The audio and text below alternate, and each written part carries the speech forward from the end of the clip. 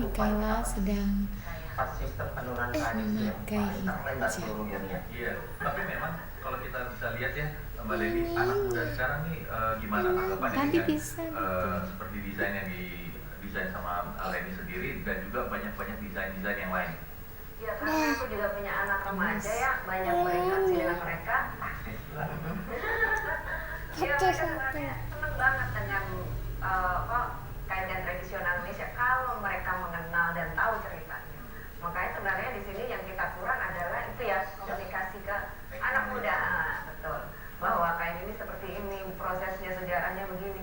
Mereka akan jauh lebih tertarik setelah itu. Tapi karyanya Mbak Leni juga memberikan alternatif ya, mereka selama ini berpikiran bahwa yang namanya busana tradisional ya gitu-gitu aja, ternyata ini kan dari sisi fun untuk mereka karakternya tadi juga bisa mengakomodir ya. Cuma bicara soal appearance-nya aja. Padahal kalau kita bicara Leni itu bicara detail. Leni itu tidak mengambil Harajuku cuma di siluetnya aja. Dari detailnya dia itu mempelajari yang namanya origami. Iya, seperti yang terlihat kan? gitu ya. Origami itu kan tadinya dari paper aja, cuma kertas-kertas gampang mungkin, tapi agak sulit juga gitu ya. Tetapi pada saat dia diserahkan ke dalam kain dengan ada pola bajunya dan segala macam, itu sulit sekali. Kayak ini ya contohnya, Mas Adi. Mau dia diterima atau bisa diterima atau tidak, itu adalah bukan ranah kita. Adalah bagaimana setiap masyarakat bisa memaknai kaidah-kaidah ini.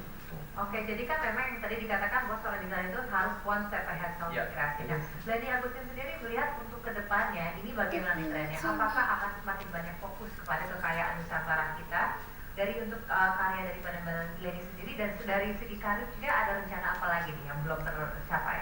Oke, kalau aku pasti akan tetap berkutat dengan Indonesia dan dengan ya pokoknya aku selalu terfokus untuk mengangkat keragaman budaya Indonesia, apa yang ada di Indonesia, terus juga fokus untuk menawarkan sesuatu yang baru karena itu tanggung jawab saya sebagai fashion designer.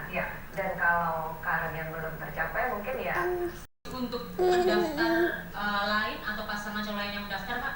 Iya, hingga hari ini jam 11 lebih belum ada informasi secara resmi ya yang masuk ke kantor KPU Kota Surabaya bahwa akan ada yang mendaftar.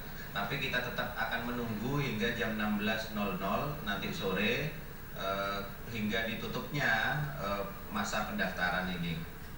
Apakah ada informasi via telepon, Pak, sejauh ini sampai detik ini? Kalau informasi via telepon maupun surat resmi maupun dari putusan dari partai politik belum ada. Kalau informasi yang berkembang di media memang isunya ada, tapi itu belum bisa kita percayai 100% karena informasi yang resminya belum ada yang masuk dan menghubungi kantor KPU secara resmi. Jadi ditutup pada pukul 16.00 ya, artinya melewati pukul 16.00 maka tidak diterima ya, Pak? Ya, ditutupnya memang jam 16.00, melebihi jam 16.00 sudah tidak bisa lagi, seperti itu ketentuannya. Pak Robian, apakah sudah ada informasi atau hasil dari verifikasi bagi pasangan Rasio dan Lucy? Iya, tentunya masa penelitian berkas-berkas pencalonan itu akan dilakukan pasca masa pendaftaran. Jadi setelah tanggal 10 hari ini, tanggal 11 hingga tanggal 15 September dilakukan penelitian bersama berkas-berkas pencalonan dan pasangan calon dari kedua pasangan itu, Pak Rasio dan Bu Lucy, nanti dilakukan bersama-sama dan diawasi oleh Panwaslu Kota Surabaya. Kemudian setelah itu apa misalnya ada yang kurang, maka mereka pasangan-pasangan ini akan memperbaiki gitu ya, Pak?